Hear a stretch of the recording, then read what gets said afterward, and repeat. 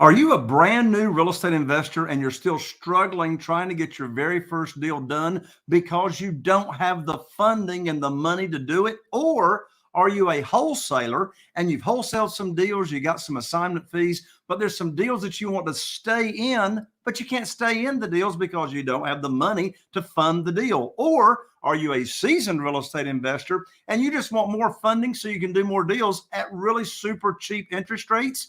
Well, if you answered yes to any of those questions, don't go anywhere because I'm getting ready to plug you into the money.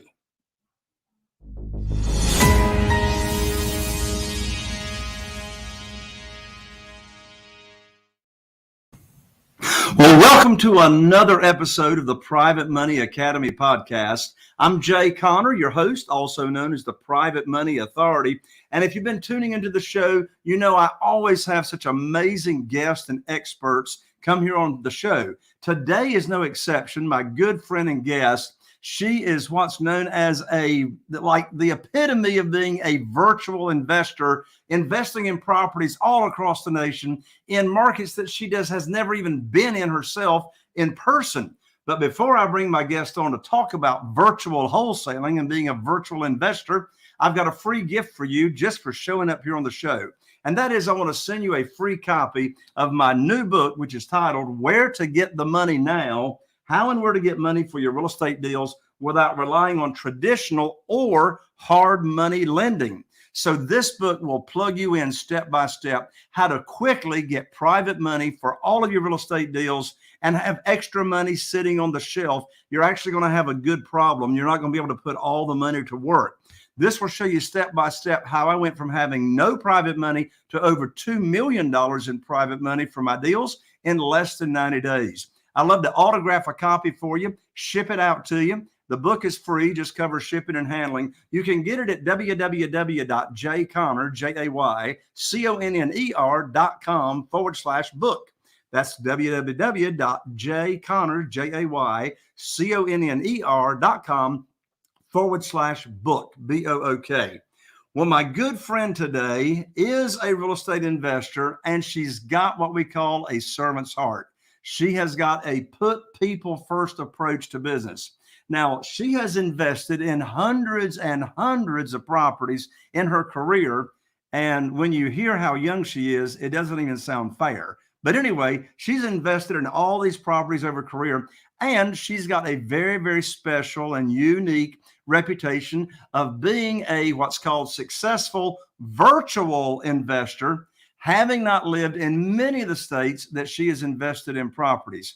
So in addition to that, she's been able to preserve in extremely competitive markets by constantly following the markets. So she perseveres, she competes, no matter how competitive the market is, and she's flexible. And since she's virtual, she can move from this area to that territory to other markets, depending on where the hottest markets are. Now, she currently lives in Southern California with her two daughters, and she invests in properties all over the country.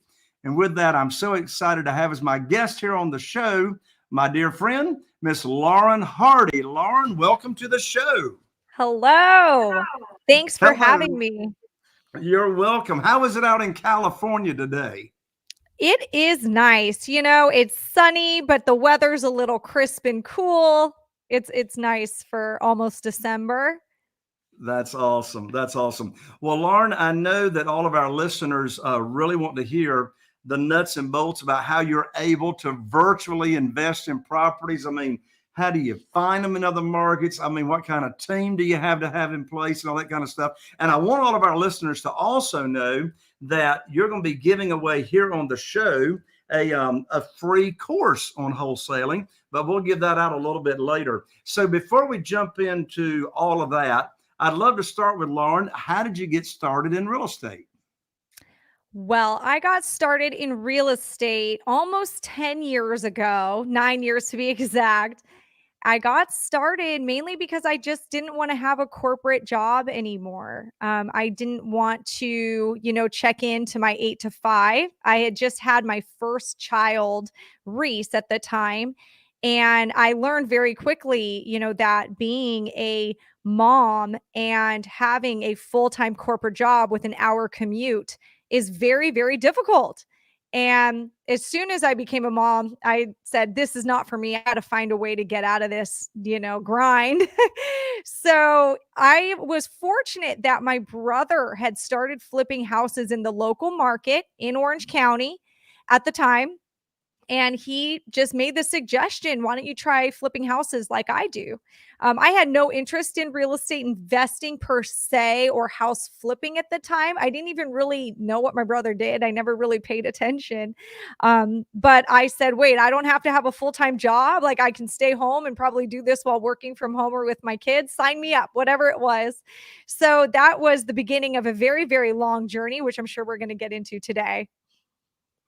Well, that's fantastic, Lauren. So when you started out, what were some of your struggles and challenges and difficulties that you were faced with, and how did you work through them?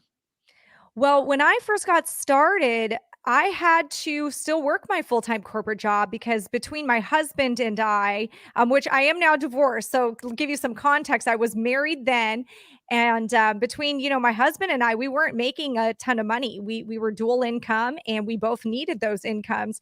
So I could not just go quit and start this new venture. I had to work the corporate job. The hours were 8 o'clock in the morning, 5 o'clock at night, and it was an hour commute there and back. So I had to stick with that and, figure out how to start this house flipping business on the side. So time management was a big struggle. I pretty much for a year had to like give up any type of social life and watching TV. There was no time for that. So I really, but I was focused. I just kept dreaming of, quitting that full-time job. And I kept that vision centered, in my brain every day that, I'm only going to have to do this for maybe a year because I'm going to hit that goal. And what my goal was, is I wanted to have a full year's salary saved up before I quit my full-time job. So it did take me a year to do this. Now, one fun fact is that I also was pregnant. So I had found out I was pregnant with my second child right as I was starting this business. And that was part of the motivation was I don't want to have two kids now in daycare every day. I was pregnant. I was tired. I had a full-time job, but I said, you know what? None of this matters because I need to be able to quit this full-time job. I do not want to go back to it after maternity leave. So it took me a full year. I flipped 2 houses in that first year. And within that, I did them with my brother. So I split the net profit on both. But with those proceeds, I was able to save up a full year's salary. And I was able to, quit my full time job right before I had to go back from my maternity leave. So it really, really worked out. But it was very challenging. So you started 10 years ago. What does your business look like today? The thing about real estate investing is I think, you need to be flexible with what you do. Otherwise, you're probably not going to be very well suited for this business. I have had to be very flexible and pivot, and my business has changed so much. What I did in 2013 is not what I did in 2016, is not what I'm doing now. As markets change, as the real estate market changes, you change your exit strategies, you change, your markets. For me, it's I've changed my markets. So back then when I first got started, I started as a house flipper in my local market and some of the surrounding counties. So that's Orange County, LA County, Riverside County. That was my market territory. As the real estate market started picking up, because when I got started, this was like post recession. So there was a lot of inventory. It was very easy to flip a house. Anybody who wanted to flip a house could be a house flipper, but not very many people wanted to because of, the recession that we just went through. So about 2015, I really noticed that inventory was drying up in my market territory, and it was getting very hard to find a deal that penciled and made sense. By the time I flipped it and put all the costs involved, I was maybe making a 5% cash on cash return. And you're going, this is really risky now because this could get eaten up by a construction cost. And what's crazy is people were still paying. I mean, I was competing with other investors offering these insanely competitive offers to sellers. And I just go, gosh, like I don't feel comfortable paying these prices anymore because I'm using private money lenders to fund these flips. If I lose their money, I mean, I'm not losing their money over my dead body, right? So, lucky for me, I'm pretty well networked. I had a lot of friends all over the country. And I'm hearing, what my other fellow flipper friends are paying on homes and their returns. And their returns are still in the healthy, like 10 to 15% cash on cash, level. They're not having to spend so much in direct to seller marketing to get that one deal. I was getting where like we were spending $10,000 to get one deal. So it was getting crazy. It was getting crazy. You're going, oh my gosh, after spending all this money, like, do I even end up making money? At the end of it was crazy, right? So in 2015, I started talking to other people that were in other states and putting things together, and going, wait, it's just my market. Like there's still other areas in the country where we could still invest in real estate, make the returns we want to make and do the volume I want to do. I just need to learn how to do this in another state. So in 2016 was when I picked up my first virtual project, which actually happened to be a new build. So in 2016, I started building houses in Nashville. And so that was weird. That was just, I kind of went with it. And it was an amazing time. I made great money on those things. And it got me that was my first virtual experience, was, new builds. When I was in Nashville, though, I noticed there was so much demand for these lots for new builds. So I started marketing, with the idea that I would wholesale, what I didn't want. So we started marketing. And first it was like the idea of marketing to, for potential development projects to then sell to other developers. Then it turned into, just marketing to any other seller, and absentee owners and just see what I can pick up. Cause there was hedge funds that were buying there. And tons of people were interested in buying Nashville real estate. So that's when I got more into the volume wholesale model. And I started wholesaling houses and flipping and developing less, because it is very difficult, to flip from a distance. I will say that's a pretty hard thing to pull off.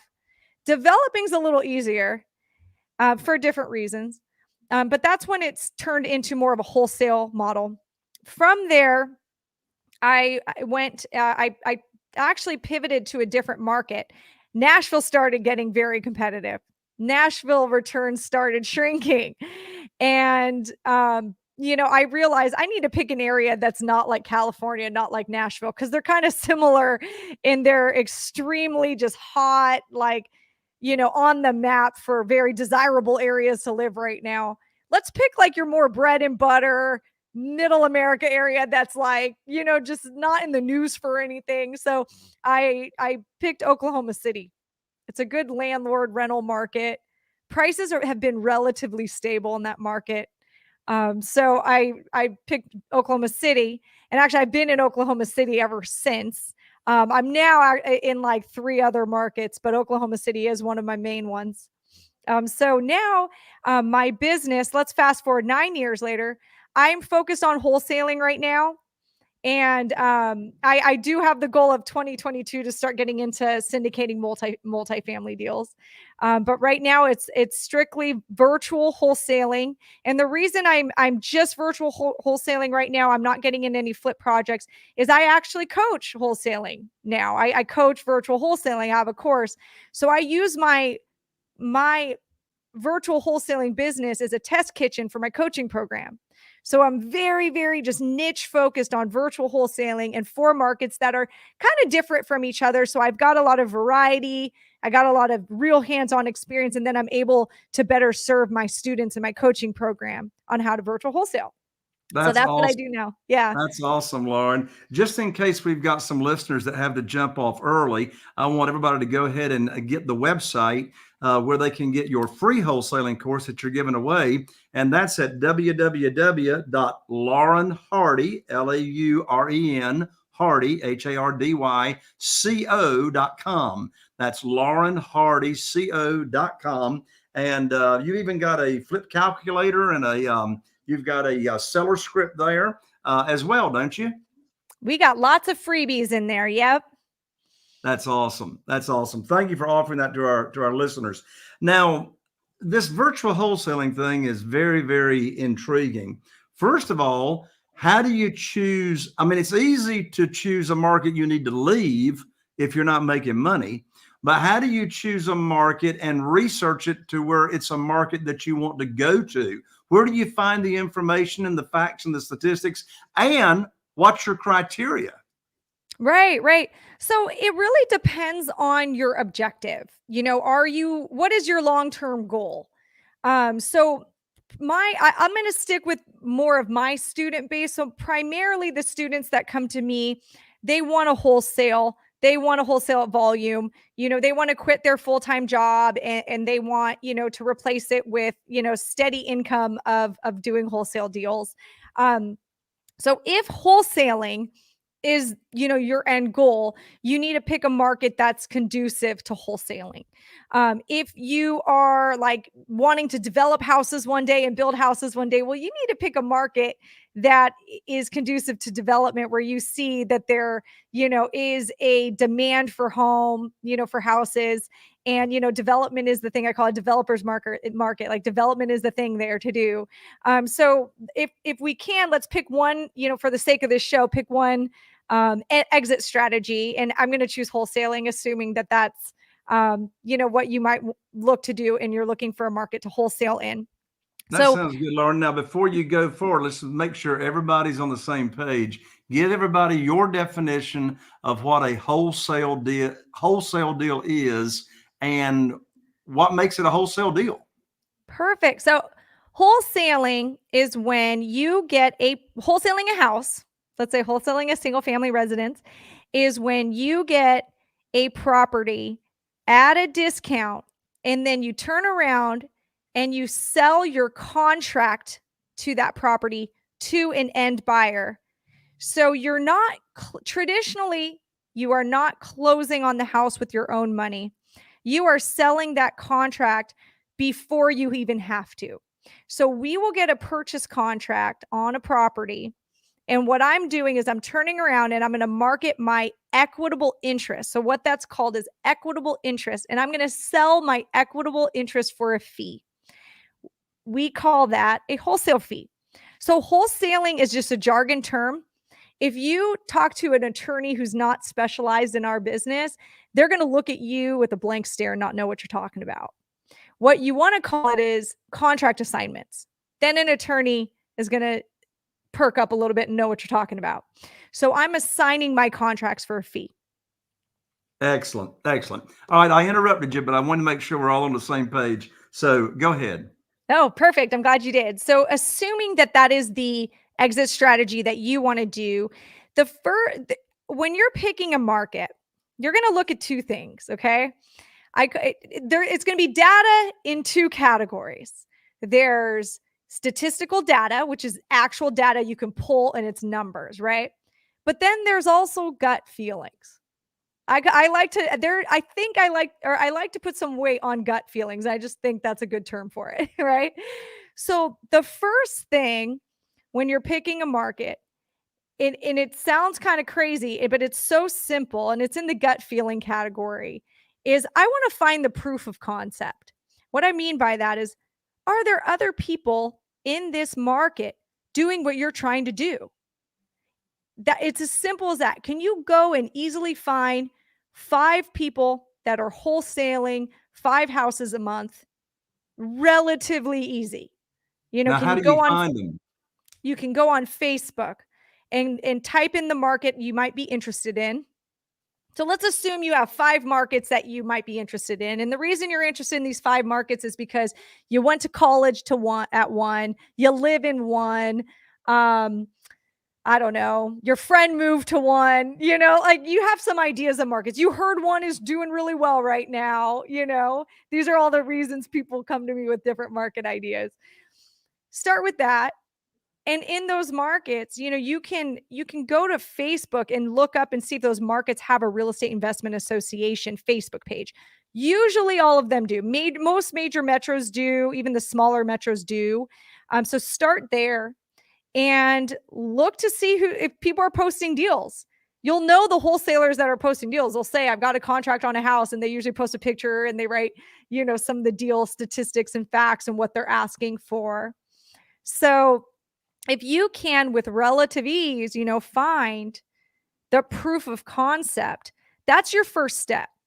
If you're having a hard time in that area finding the proof of concept, it's going to be a harder area to wholesale houses in. That's just a fact. And that's just out of like 350 students I've had. Like, I just noticed it's this weird gut feeling thing, but it's necessary. From there, let's go to statistical data. So I really like to put a lot of weight on population. I don't want to go anywhere that's too rural. So I want to stay, at least 150,000 population within the county at minimum. Anything smaller, you're going to really run out of people that are probably buying there, and you're going to run out of sellers to market to. So I like to stay 150 or more. I also like to look at the average house price. So I don't want anything too cheap, and I don't want anything too expensive. So this is where it kind of depends on your tolerance, and it's subject to opinion. But I personally enjoy more of a volume wholesale model, meaning that I'm doing more deals, but in return, I have to give up something. And what I'm giving up is my average deal size. So I prefer to do smaller deals, but more of them, than the large deal, but they come once every 3 months or 4 months. So I like to call it elephant hunting versus squirrel hunting. So squirrel hunting, easier to do. You're going to be getting more of them. Elephants, you're kind of waiting out for that big elephant to hunt, right? I have people that, they're all about elephant hunting. And this is where, when I say when I go into this spiel publicly, I usually will get a couple comments. Whatever you want to do, whatever is good for your psyche, is best for you. But when you're in a squirrel hunting mentality, here's the price range you need to stick with. I like to stick between, I like to stay where the average house price in the area or in the county is between 130 to 200,000. So that is a perfect squirrel hunting zone for me. So if that market, you just do Google average house price Philadelphia, and you see, it's 180,000. I'm just guessing. That's great. You're in that squirrel hunting zone. If you choose to be an elephant hunter, which is not my choice, but if you do, then yeah, you are going to be okay with a $300,000 average purchase price. The people that I see that are elephant hunters usually fall into this category. They don't have a lot of personal obligations, so if they don't make, money this month, it's not that big of a deal. They're usually single, don't have kids, can kind of, low expenses, low personal expenses.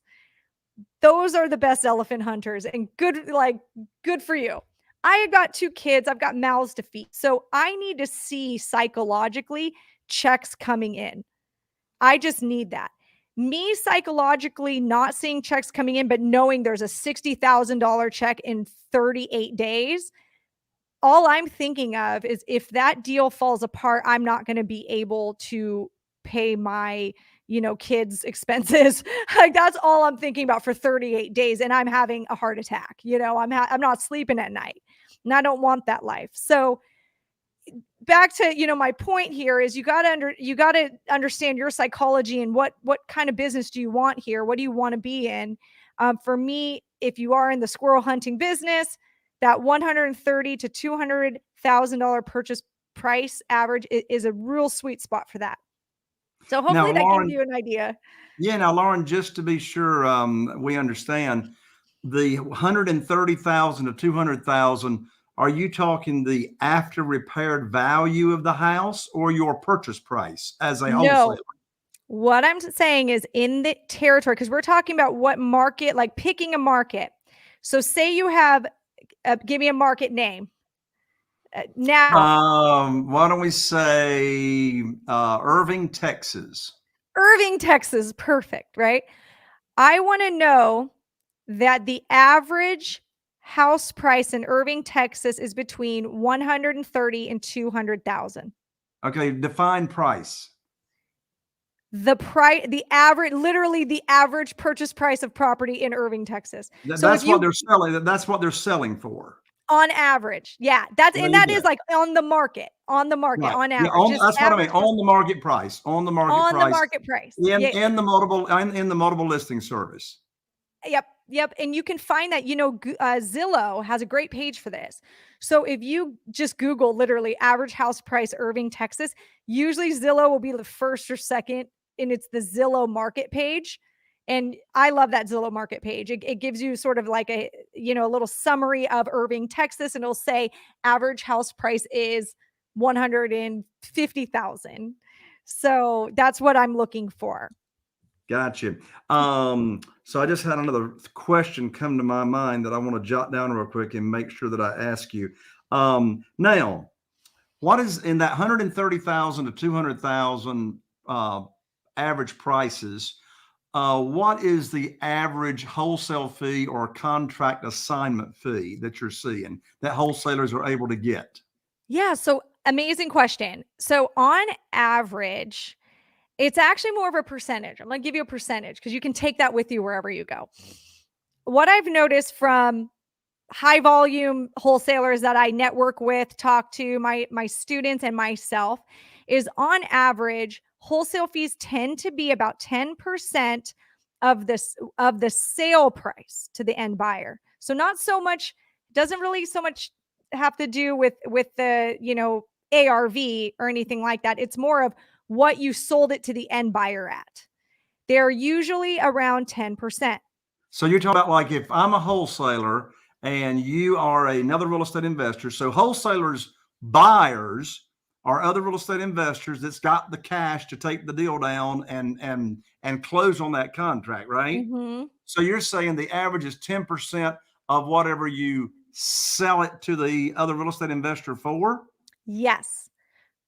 So if There you you go. got a property under contract as the wholesaler for $90,000 and you sold it to an end buyer, I call it end buyer.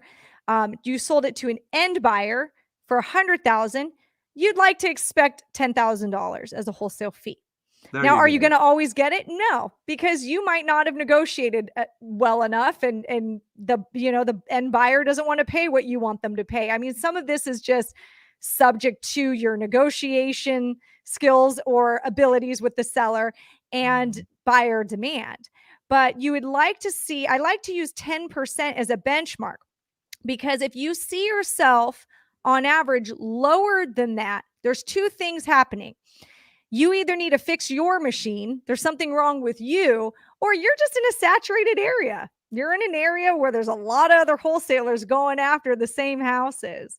And because I'm in four markets, I can say like we have some areas where, where it's just saturated and sellers have options and they bid up the price. So if you're better than 10%, now that's good. You're probably in an area that's not very saturated and you're doing really good. You're doing good. Your machine is not broken.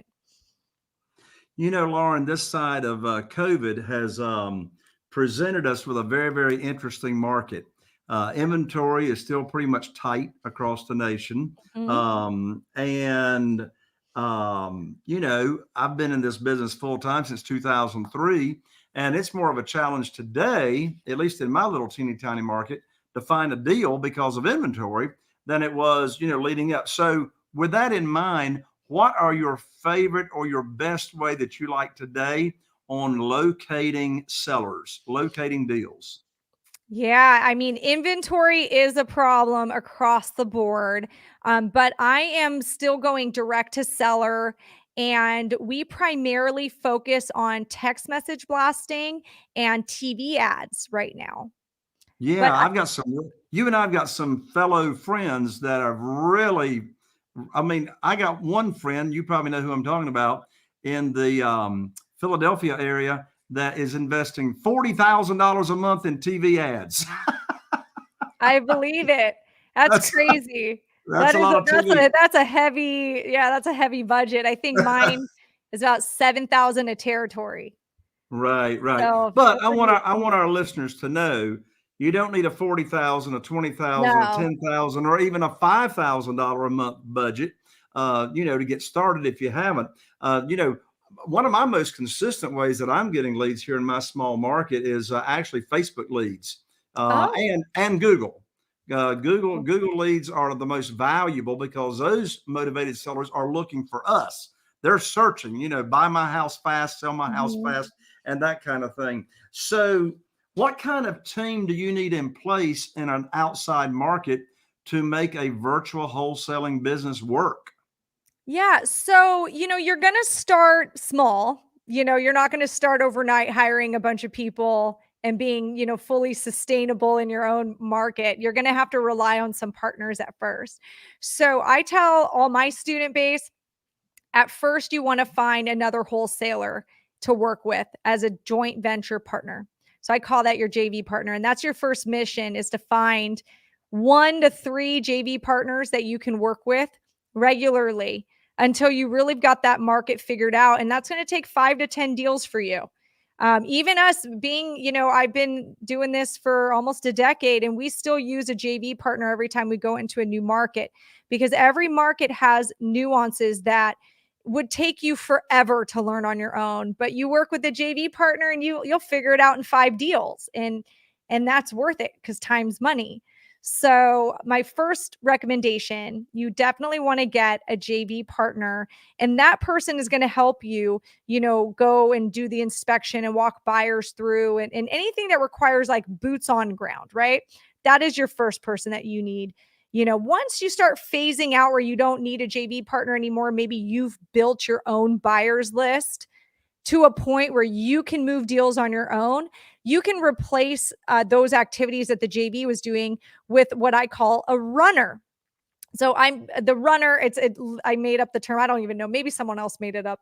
I call it like an errand runner, basically. So I call him a runner, and it's somebody that we find like on Craigslist, that we hire on an as needed basis to run these types of errands for us.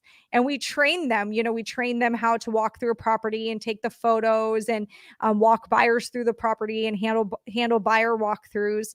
So, though we really do rely heavily on runners. And that's pretty much it as far as boots on ground. I mean, everything else, of course, you're going to need your local escrow company. That's kind of a given, but you need that even if you weren't virtual. But having a local presence, you really just need either a JV partner or a runner to start. We do all of our acquisitions over the phone, local to me, because I want to be able to manage my team.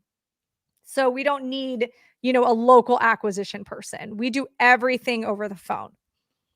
That makes sense. So, what is your formula on deciding what is the most that you can offer for a property? That's a great question. I don't use any type of formula like a ARV times 70 minus repair. I actually am known to publicly say that I hate that rule. I think it's the worst rule ever, and it's gotten people in a lot of trouble. Um, the ARV times 70% minus repair rule does not work in all markets because of the 70%. So, like, if you were in California, it would be ARV times 95% minus repairs. And then you'd maybe have a competitive offer, right? ARV times 70 doesn't work in Oklahoma City because it's a landlord market. My end buyers aren't usually flippers. They're people that are buying these things for rentals. So what do you do as a wholesaler? Because you don't really know who's going to end up buying your property. You've got this pile of buyers, and some of them are landlords, and some of them are flippers, and some of them are hedge funds, and they have different requirements. So there's a point where you got to just look at the value of the real estate. And you just look. So what we do is we look, and we just look for comps. We look for what we look for, what are other investors paying in this area for homes? So we will literally, for every property, we just put the address in, and we are looking in that immediate area, maybe a half mile or less.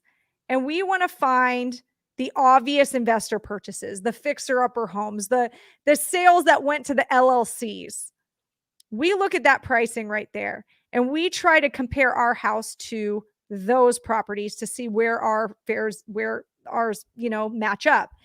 Sometimes this is a super easy process. You find comps that are so just in that obvious range of 75,000 to 85,000, for example, and it's just so obvious, right? And you just tell the seller, all right, I'll offer you 75,000 because you've got comps to support it. You've got addresses to say, well, but Mr. Seller, look, this house sold here on Main Street for 75,000 and this one sold for 74 and this, right? So we do this so we can support our narrative to the seller as we're negotiating. When you do this formula, the seller's not going to care about your formula. They're not going to care about what you want. They just want to know, that they're getting paid a fair price. So you having this backup data to say, I've got 3 comps that sold within the price that I'm offering you. That's how we come up with price. And that's what helps us in our negotiations.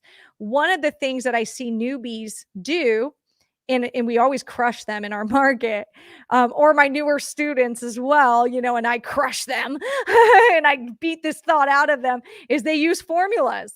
They use, okay, ARV is this, I'm going to times it by this, and I'm going to pull out some random number for repairs that I made up. Usually it's always $30,000. And that's my offer. The seller doesn't care. The seller's like, what do I care? So I try to reframe people's thinking with pricing. If you can think of pricing these houses the same way you would price your used 1995 Chevy Tahoe that you're selling, if you could think of it like that, you'll be much less stressed when you're coming up with offer pricing. That's brilliant, Lauren. Brilliant. In fact, the wisest advice I've heard on that subject from almost anybody. Lauren, one more time, I want people to know how to connect with you, how to get your wholesaling course.